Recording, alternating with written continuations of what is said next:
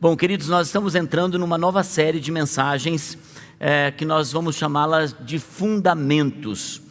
E nós vamos começar a partir desse domingo, trabalhar alguns fundamentos da nossa fé. Porque a vida cristã precisa de fundamento para ela ser sustentável até o dia da volta de Cristo. Como nós vamos passar pelos desafios, pelo caos, pelos lutos, pelas perdas, pelos momentos desafiadores que a vida vai apresentar durante a nossa jornada terrena, porque nós estamos numa peregrinação até nos encontrarmos com Cristo naquele dia em que o veremos face a face. Como suportar o deserto, o duro deserto? Como manter a fé quando as coisas estão bem? Como manter a fé quando elas ficarem difíceis? Como manter o coração olhando para Jesus, mesmo quando tudo diz desista? Como manter o ouvido sensível àquela voz lá do seu interior que diz continue? Nós muitas vezes fazemos escolhas baseado na nossa emoção. Hoje, na nossa sociedade, você aprende rapidamente a fazer cursos, e eu não tenho nenhum problema com a questão de coaching, por favor. Acho até interessante a um certo ponto, quando não ultrapassa o lugar em que você coloca toda a sua convicção, toda a sua esperança em um pensamento positivo, em um posicionamento positivo, quando na verdade Cristo é o único que pode sustentar a alegria, a força, o bem-estar, uma vida abundante, a organização da sua vida. Algumas questões ajudam sim ao redor, como psicologia, terapia, processo de coaching, mas o que de fato mantém uma vida saudável emocionalmente, espiritualmente, com escolhas para a nossa vida prática, é Cristo. É somente Cristo. Nós temos muitas coisas a aprender ao redor disso, mas quando nossa fé não está firmada, alicerçada em Cristo, nós somos como um barco à deriva, que todo vento nos leva. Então, quando vem uma nova onda, de repente, se você não está com sua fé firmada, com suas convicções firmadas, e com a sua teologia, que é o seu estudo de como Deus age, com sua doutrina firmada, você começa a ouvir os falsos ensinamentos, os falsos profetas, os falsos mestres, e Jesus nos alertou que nos últimos dias nós teríamos que estar atentos a isso.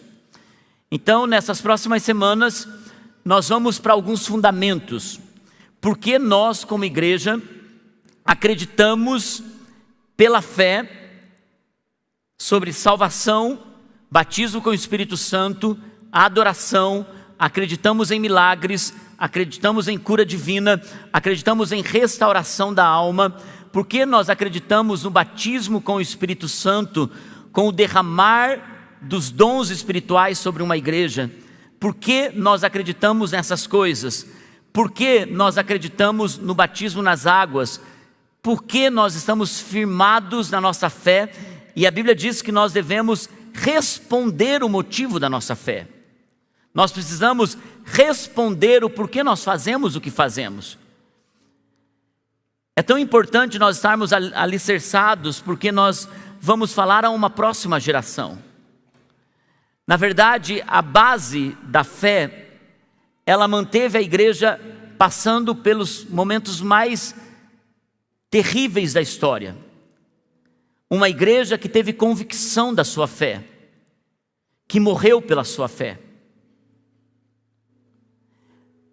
que foram colocados nos coliseus romanos, e foi pedido para que muitos daqueles cristãos renunciassem à sua fé em Cristo, e eles falaram: preferimos a morte do que renunciar à nossa fé em Cristo. Porque eles não vinham a uma reunião de oração, a uma reunião num domingo de manhã, porque as luzes eram incríveis, porque a adoração e o som era agradável, porque tinha ar-condicionado, e tudo isso faz parte, porque o apóstolo Paulo, ele disse que nós devemos ensinar para cada geração do jeito daquela geração. E ele fez isso muito bem. Mas a igreja, por trás disso tudo, ela precisa estar enraizada na sua fé. Ao ponto de quando os ventos de doutrina e tudo aquilo que a sociedade quer nos impor em relação à família, ao gênero, à identidade, ao que é pecado e ao que não é pecado, nós precisamos estar alicerçados na nossa fé. Até mesmo se a igreja passar por um momento de perseguição, como passou em tantos lugares da terra. A igreja em uma área do Iraque, era permitido adorar, era permitido, e era uma área completamente cristã. Quando a perseguição veio no Iraque, quando se estabeleceu o governo islâmico, a igreja foi perseguida ao ponto deles matarem uma região toda, porque eles decidiram não abandonar sua fé em Cristo. Na verdade, a igreja tem vindo sendo forte, alicerçada, porque é mais do que reunião no domingo. Sua fé está firmada em Cristo, e hoje nós cantamos isso. Ele é o meu fundamento, firmado nele estou. Ele é a minha rocha, jamais serei abalado. Só que isso não pode ser só canção, isso precisa ser convicção de fé, passada para a próxima geração. Que nossos filhos possam conhecer a Cristo como sua única esperança. Irmãos, e fundamento é importante. Na verdade, sem fundamento, uma casa, ela fica abalável. Quando você não tem fundamento, você começa a ver rachaduras. Você não tem estrutura suficiente para suportar. Quando você não tem fundamento, como disse Jesus em Mateus capítulo 7, no Sermão do Monte, ele diz: se você não constrói sua casa na rocha, quando a tempestade vem, a sua casa não resiste. Mas quando nós não temos fundamentos profundos, nós não conseguimos construir os planos de Deus, porque nós não estamos alicerçados o suficiente para receber aquilo que nós somos gerados para viver. Esse lugar que você está, ele é firme. Eu sei que ele é firme, porque ele foi construído até o alicerce alcançar a rocha. Passou por todos os solos, até que uma máquina encontrou a rocha, não sei quantos metros, pastor Samuel, abaixo do solo. Quanto? Não lembro. Também não vou lembrar para não dizer besteira para vocês. Mas muitos metros abaixo, para que esse edifício fosse sustentado.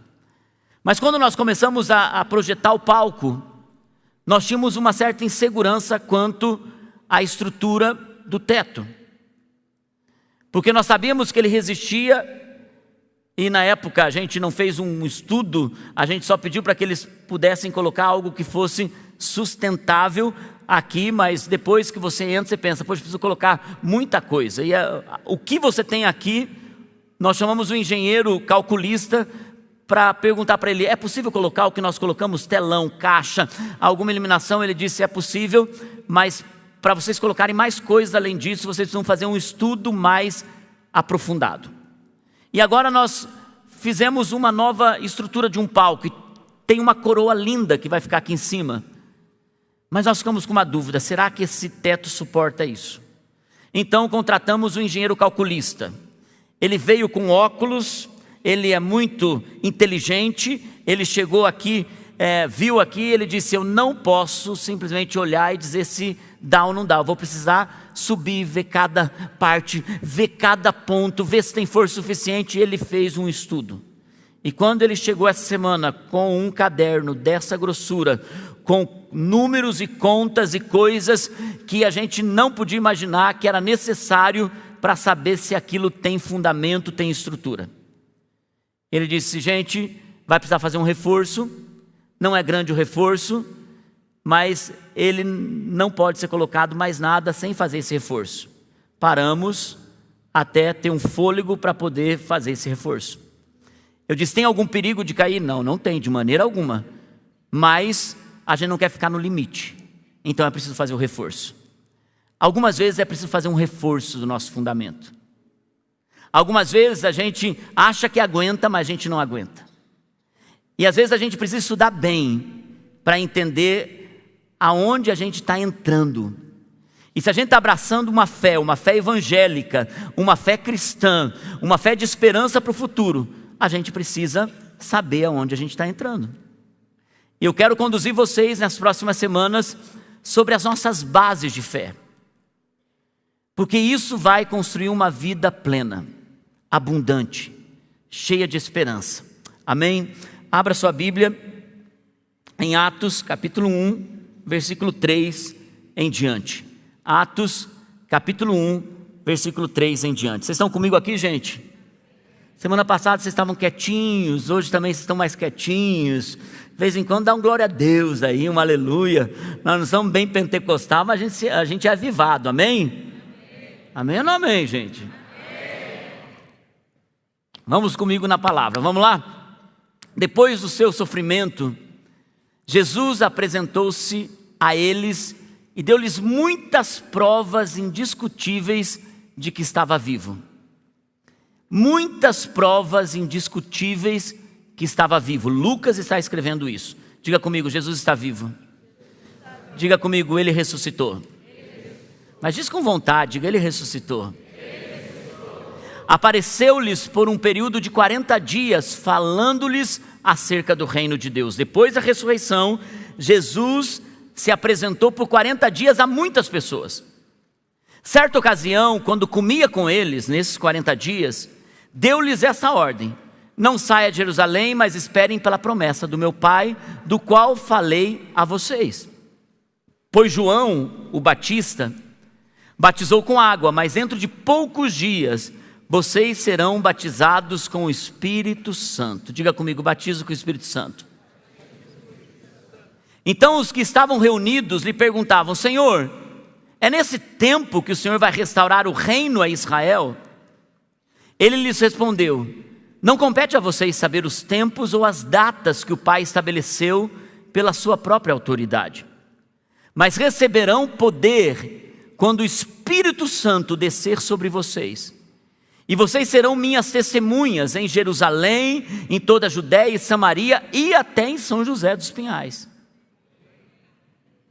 Eu tenho dito isso. Tendo dito isso, foi elevado às alturas. Diga comigo: a ascensão de Cristo. Foi elevado às alturas enquanto eles olhavam. Quem olhavam? Os discípulos. Olhavam eles subindo e uma nuvem encobriu da vista deles. Eles viram Jesus subindo. E eles ficaram com os olhos fixos no céu enquanto ele subia. De repente surgiram diante deles 2 homens vestidos de branco, que lhes disseram: Galileus, por que vocês estão olhando para o céu? Este mesmo Jesus, que dentre vocês foi elevado aos céus, voltará da mesma forma como o viram subir. Diga comigo: Jesus voltará. Queridos, nós lemos aqui os fundamentos de uma vida cristã. Os fundamentos que estabelecem a nossa fé. E esse fundamento é importante, nós precisamos entender por que nós cremos nisso. O primeiro fundamento que nós vemos aqui é a ressurreição de Cristo. É o ponto de virada da história. Nós encontramos isso no versículo 3 e 4 de Atos. E nós vamos começar com esse essencial fundamento, porque sem a ressurreição não há salvação. Sem a fé na ressurreição de Cristo, não há como nós dizermos que nós somos cristãos. Porque o cristianismo só existe por conta de que Cristo não foi somente um profeta, um mestre, um rabino, um teólogo, um estudioso. O que faz o cristianismo ser o cristianismo é que a quem nós cremos, o túmulo está vazio. Quem nós cremos não foi apenas alguém que passou por aqui, fez milagres, ressuscitou mortos, e quando morreu, a morte o sepultou. É por isso que todos os que querem impedir a presença do cristianismo, eles dizem, é uma farsa, porque eles acreditam num profeta. Não é filho de Deus, não é Deus. Jesus não é Deus, ele é apenas um profeta. Irmãos, o mais importante no cristianismo é o fato de que Jesus, ao morrer, venceu a morte, pisou no inimigo, tirou as chaves das mãos do diabo, desceu até o Hades e deu uma vitória para nós, que é uma vitória eterna. Nós não morreremos eternamente. Quando o nosso tempo aqui passar, e aqueles que entregam a sua vida em Cristo, e o último dia nessa terra se findar, nós temos uma esperança eterna. Porque só alguém que venceu a morte pode dar direito a uma vida eterna. A base da nossa fé é que o nosso Cristo ressuscitou. É por isso que Lucas faz um estudo minucioso.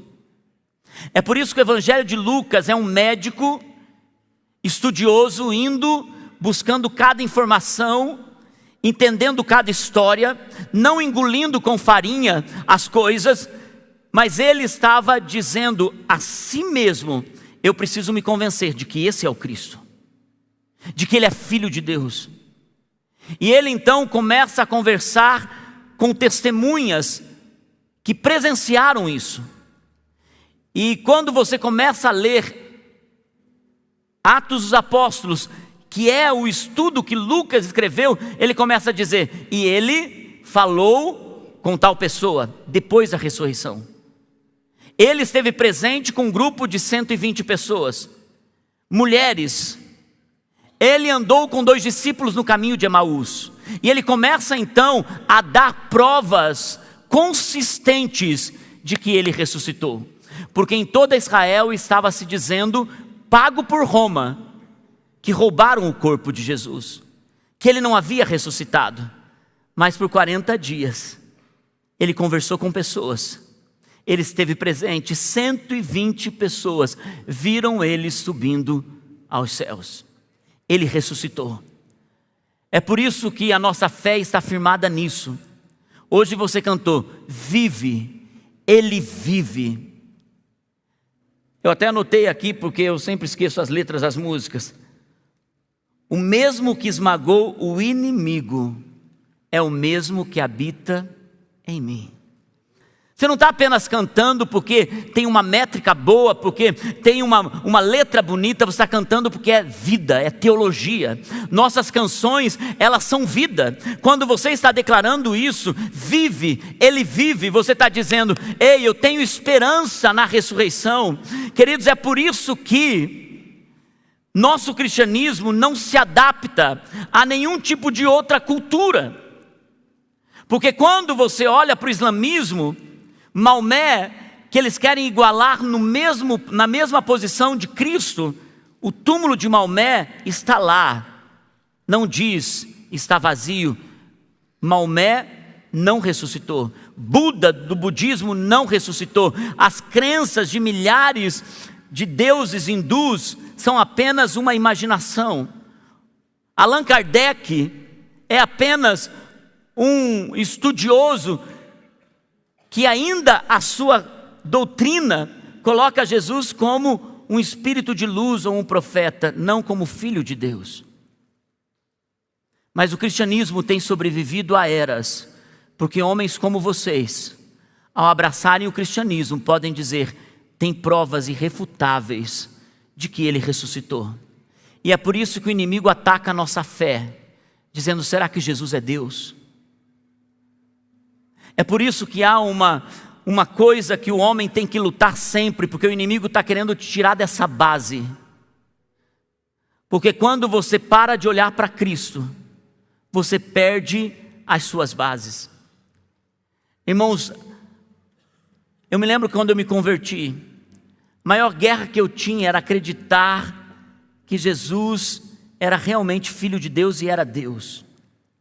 Eu estava vendo Ele fazendo muitas coisas na minha vida, mas eu não tinha bases profundas. Então quando você vai para a Escritura, e a fé ela não pode ser uma fé burra, ela precisa ser uma fé consistente, e a única coisa que nos dá consistência é irmos para a palavra. Vai para a palavra, porque alguns de nós, nessa época de inteligência artificial e de Google, tudo que nós queremos saber, às vezes nós vamos então para o Google, e lá no Google existem tantos falsos mestres, nos ensinando valores e princípios que fogem da palavra. Irmãos, e quando você estiver diante de um grande desafio, que parece ser insuportável, você pode declarar que Ele vive, Ele ressuscitou. E o mesmo poder que agiu em Cristo, é o que a palavra diz, o poder da ressurreição de Cristo habita em você. Habita em você, e isso é poderoso, é base da nossa fé. É olhar para a morte, é olhar para o futuro e saber que nós continuaremos crendo na eternidade, porque Ele venceu a morte por nós. É incrível que muitos cristãos veem a morte de uma forma. Eles que deveriam ter esperança, eles que deveriam olhar para o futuro, eles que deveriam saber que há uma convicção de salvação em Cristo. Às vezes, os que acreditam em reencarnação enfrentam melhor o luto e a morte do que nós que temos a esperança real. E abrindo um parêntese sobre isso, a Bíblia é poderosa e ela combate a reencarnação em Hebreus 9:27, dizendo: ao homem é dado morrer uma só vez e depois disso o juízo. Ao homem é dado morrer uma só vez e depois disso o juízo. Não tem processo de reencarnação. E por isso é importante nós olharmos para Cristo e entendermos que há poder de verdade na ressurreição. E temos esperança de futuro. Foi pago um alto preço. A segunda base, o segundo fundamento, nós encontramos ali no versículo 5 até o 8 de Atos dos Apóstolos, que é a promessa do Espírito Santo. Vamos ler juntos, versículo 5 em diante. João batizou com água, diga comigo, batismo. O batismo é uma imersão, você imerge, mas dentro de poucos dias vocês serão batizados com o Espírito Santo. O batismo com o Espírito Santo tem sido uma questão doutrinária controversa, mesmo dentro dos próprios evangélicos. Porque uns acreditam que o batismo com o Espírito Santo, ele acontece quando você entra pela salvação, você abraça a salvação, e você já é batizado com o Espírito Santo, porque você é imerso no poder de Deus. Mas aqui ele está falando que há uma evidência do Espírito Santo, que é receber poder. Então no versículo 6, diz: então os que estavam reunidos lhe perguntavam: Senhor, é nesse tempo que vais restaurar o reino a Israel?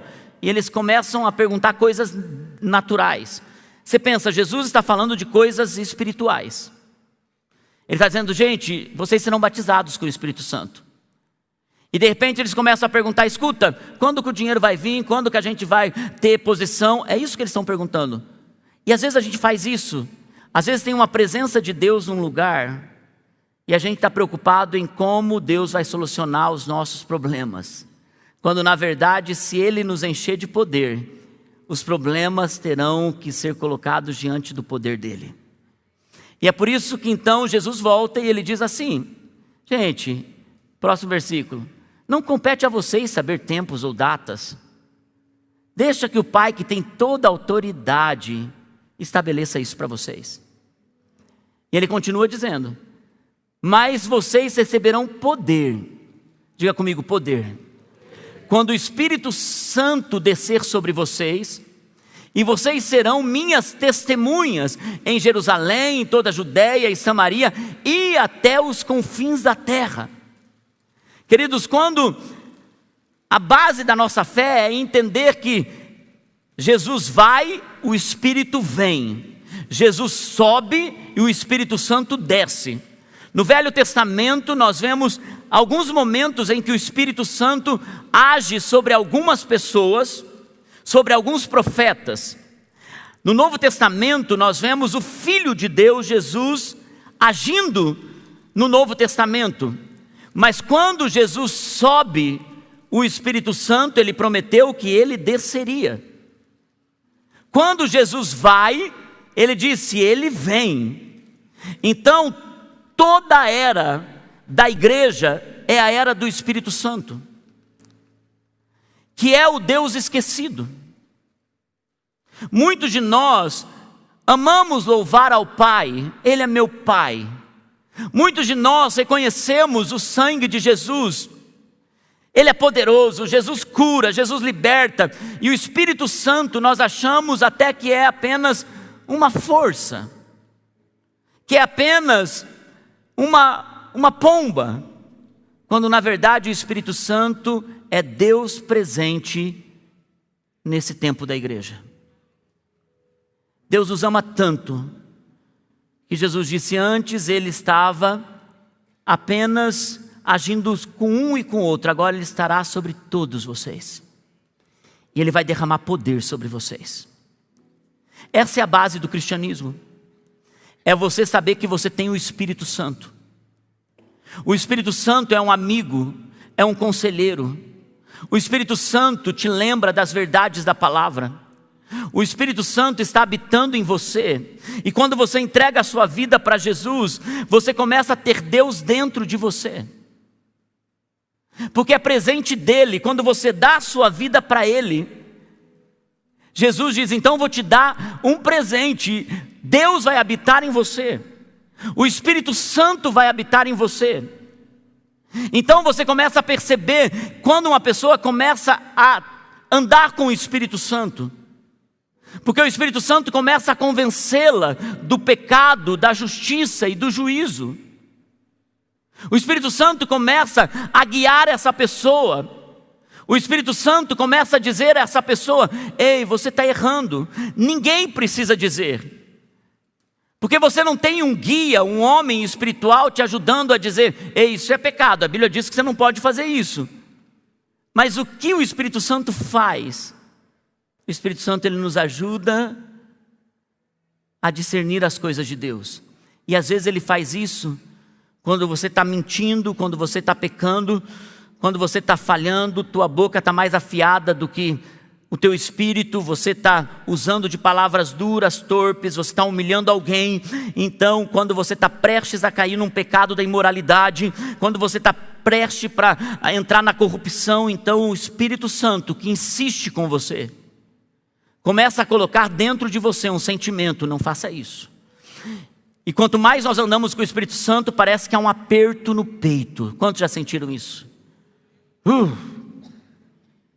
É um aperto no peito, não faz isso. Não age assim, não fala assim. E muitas vezes esse aperto precisa ir para o lugar do arrependimento, para a gente ter paz. Porque o Espírito Santo habita em nós e Ele nos dá paz.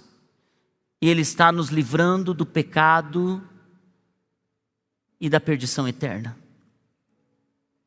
É um presente, uma vida cristã com o Espírito Santo. Nós não vamos entrar nisso hoje, mas o Espírito Santo, Ele quer nos batizar com poder.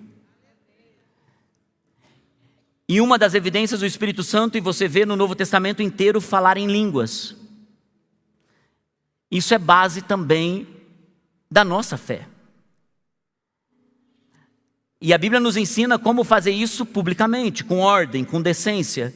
A Bíblia também nos ensina a ter cânticos espirituais, que é o que fizemos hoje. A pastora Naine pegou depois do louvor, ela disse, cantem um novo cântico ao Senhor. São cânticos espirituais que em uníssono nós levantamos nossa voz cantando em línguas. Quando nós aprendemos a andar com o Espírito Santo, e nós vamos aprender sobre isso nessa jornada, nós vamos aprender sobre como uma vida no Espírito precisa andar em ambientes espirituais, porque há uma língua no Espírito que nos capacita, que nos enche de poder e que nos dá discernimento espiritual. E nós vamos aprender também sobre isso. Nós vamos aprender que o Espírito Santo derrama os dons e como discernirmos o que é de Deus e o que não é, o que é profecia de Deus e o que é só manipulação humana. Irmãos, porque muitas vezes tem pessoas falando em nome de Deus o que Deus não está dizendo. Tem muitas vezes homens falando coisas, manipulando, te conduzindo para caminhos que Deus não disse para fazer. Uma igreja madura vai ouvir de Deus e da palavra de Deus. Até o que o pastor está dizendo precisa ser testado pela palavra. Uma igreja precisa amadurecer na palavra. Amém? O Espírito Santo nos encherá de poder nesses dias, eu creio nisso.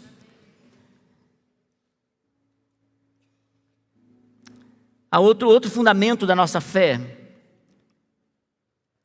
é a ascensão de Cristo. É bonito de ver o que Lucas escreve, porque ele nos dá um fundamento aqui, que é tão poderoso para o nosso tempo, onde o homem governa a si mesmo. Queridos, é interessante como a gente tem a tendência de governar a nossa vida, e uma das coisas que a igreja primitiva precisou entender é que Jesus é o Senhor. Jesus é o Senhor. E para nós o Senhor não tem um significado na nossa questão ocidental, na nossa cultura ocidental. Porque senhorio para nós não tem essa ênfase, esse impacto na linguística. Mas o senhorio na época, quando você tinha um senhorio, você era escravo desse senhorio. Ele dirigia a sua vida, ele dava ordem, ele dizia o que você tinha que fazer. E é por isso que quando a igreja começou a dizer, Jesus é o Senhor, era uma vida, uma prática, era um entendimento, era uma mudança de mentalidade. Eles estavam dizendo, gente, saibam de uma coisa, tudo que nós estamos fazendo é nos submetendo a Ele. Ele é o Senhor. É Ele que governa a nossa vida. E é por isso que os soldados, quando eles eram batizados, alguns deles mantinham suas espadas para fora da água. Na época das cruzadas, historicamente diz que no momento dos batismos, os soldados, eles diziam assim, olha, ei, podem me batizar, eu acredito em Cristo, dou tudo a Ele, mas a minha espada eu não dou a Ele. Ele é Senhor de toda a minha vida, menos disso. E alguns de nós dizemos que Ele é Senhor de tudo, menos do quê? O que nós mantemos fora do senhorio de Cristo? A ascensão de Cristo é uma base da nossa fé. E Lucas escreve em Atos, ele diz assim, no versículo 9 em diante, ele diz assim, tenho dito isso, ele foi elevado às alturas enquanto eles olhavam.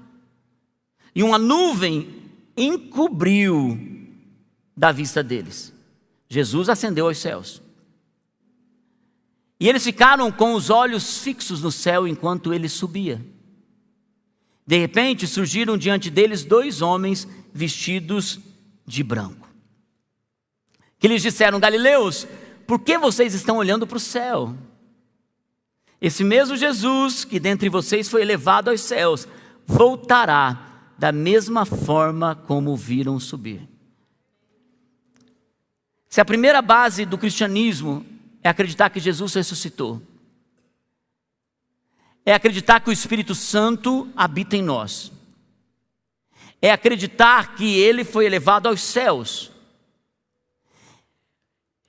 Toda a base do cristianismo é saber que existe Cristo sentado no trono. Jesus não está no céu descansando. Irmão, Jesus não está no céu esperando o dia da volta dele, enquanto isso vamos deixar a terra pegar fogo. Jesus está sentado no trono, e quando o apóstolo João é preso na ilha de Patmos, e ele tem a revelação de Apocalipse, e ele vê os céus abertos, e no capítulo 4 de Apocalipse, o que ele vê é, tem alguém sentado no trono.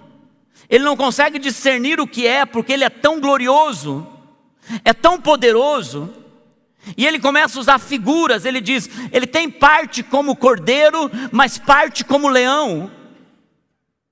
Ele tem um arco-íris ao redor dele, simbolizando aliança. Então ele começa a ver coisas no trono, e de repente ele olha, é ele, é Cristo, é o Filho de Deus.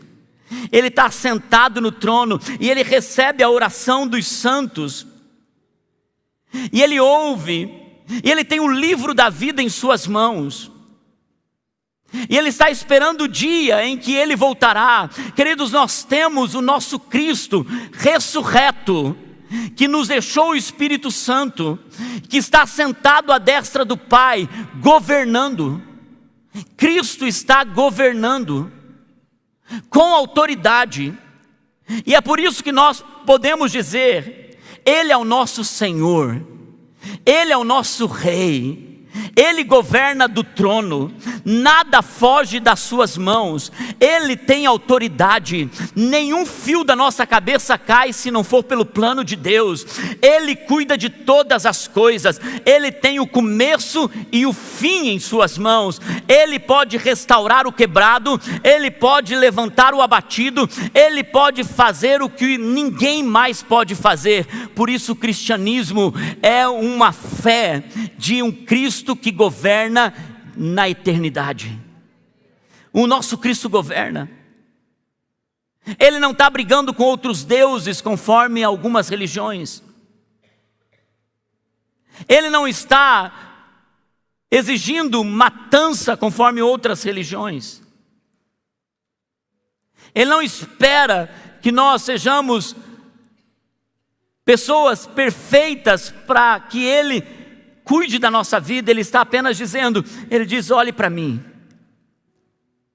entregue a sua vida para mim, sem reservas, sem espada para fora, dê o controle de tudo, porque eu estou governando do trono, e eu sei o melhor para você, eu cuido de tudo para você.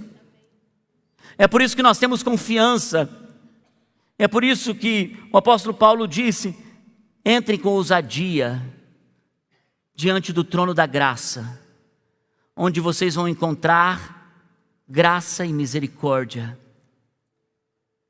Irmãos, se nós entendermos isso, nossa vida de oração muda. Todas essas bases que eu estou dando para vocês, elas na verdade subdividem em tudo que nós fazemos, porque ao sabermos que Cristo está sentado no trono, eu oro a Ele.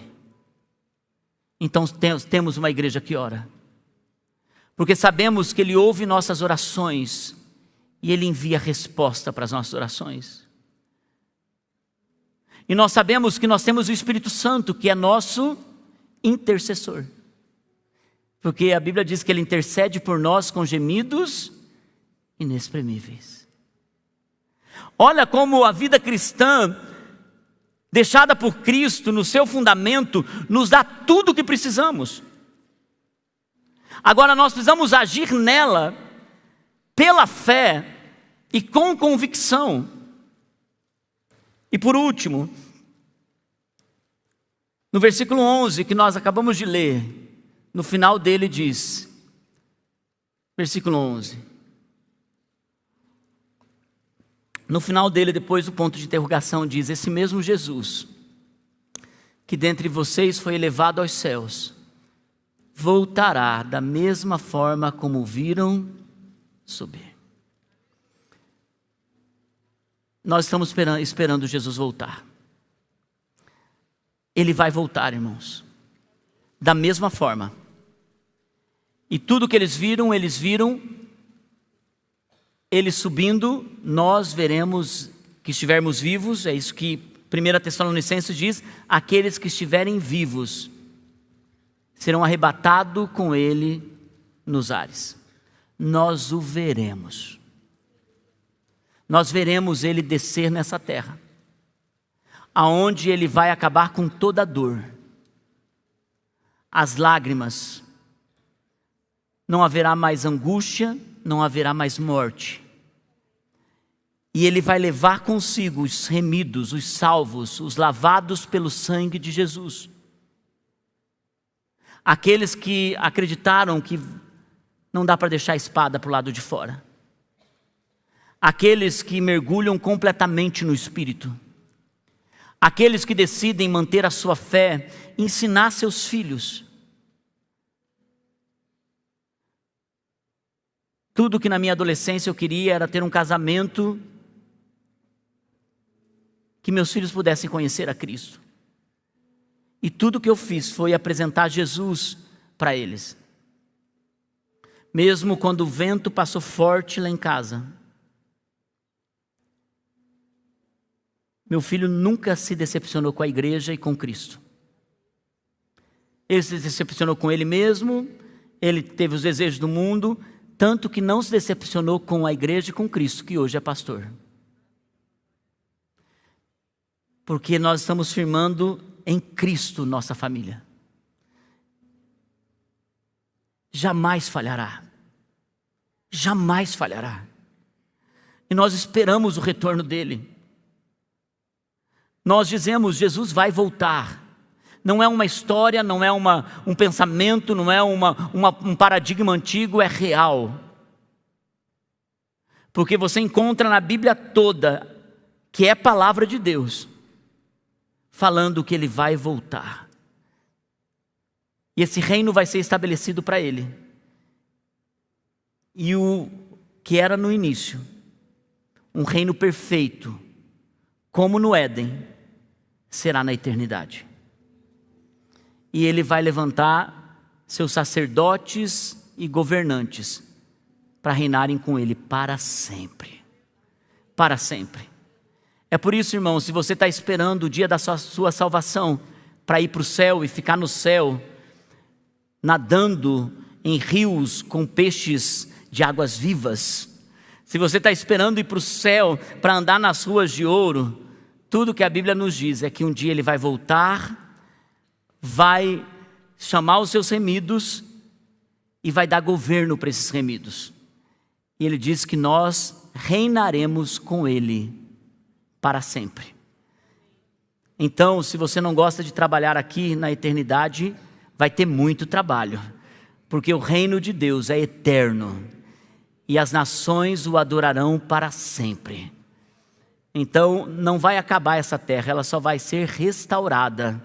E nós, os remidos, governaremos com Cristo para sempre. Pastor, aonde eu aprendo tudo isso? Nós temos 3 cursos de Apocalipse aqui. 3 cursos que te ensinam tudo isso. Não tem como ensinar tudo isso no domingo. Eu só estou colocando sal na sua boca, para que você possa aprender. A base da nossa fé, Jesus ressuscitou. Ele nos deu o Espírito Santo.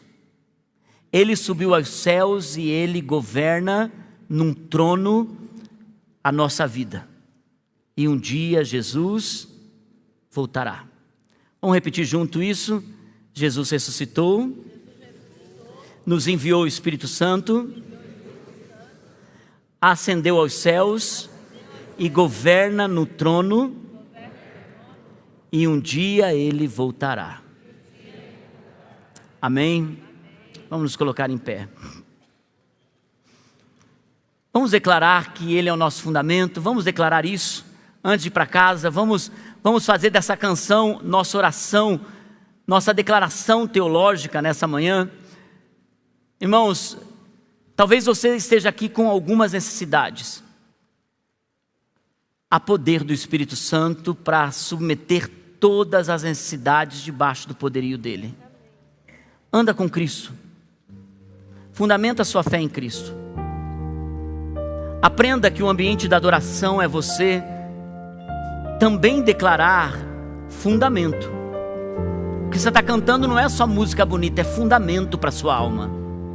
Você está declarando para a sua alma isso. Vamos declarar juntos?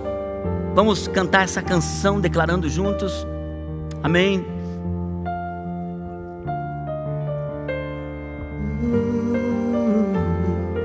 Minha casa em ti edifiquei, estou seguro, em ti eu vencerei. Minha casa em ti edifiquei, estou seguro, em ti eu vencerei. Minha fé está em Cristo, firmado nele estou.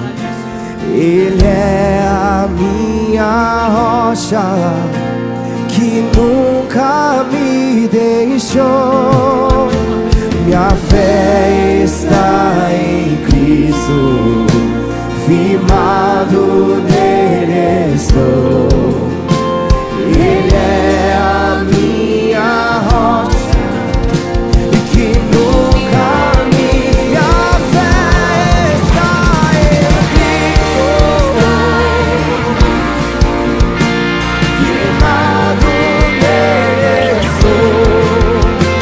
Ele é a minha rocha, que nunca me deixou. Minha fé está em Cristo, firmado nele estou.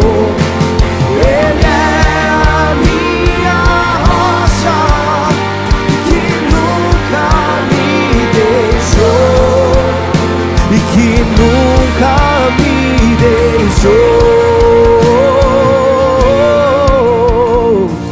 Fiel tu és, Senhor, a mim.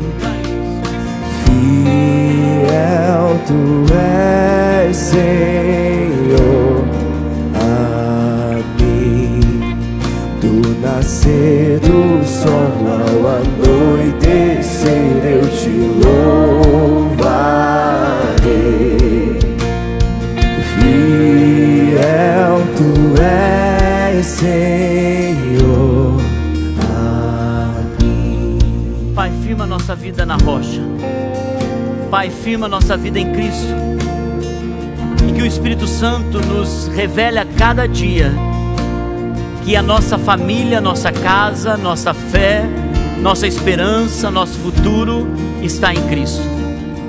Pai, nós oramos pelas famílias representadas aqui. Se você está com a sua família aí, se una a ela. Pai, nós oramos pelos fundamentos nessa casa. Oramos pelos fundamentos nessa família. Pai, aqueles que seus familiares não estão aqui, nós oramos. Firma eles na rocha, porque eles são teus, Senhor. Eles são teus. E nós cremos que o Senhor é aquele que governa a nossa vida. E o Senhor governa a nossa casa e os nossos. Nós abençoamos essa casa, essa família, essa fé, em nome de Jesus. Amém e amém. Queridos, se você é novo aqui, não saia sem pegar uma lembrancinha nossa. Tenha uma boa semana, um domingo abençoado, em nome de Jesus.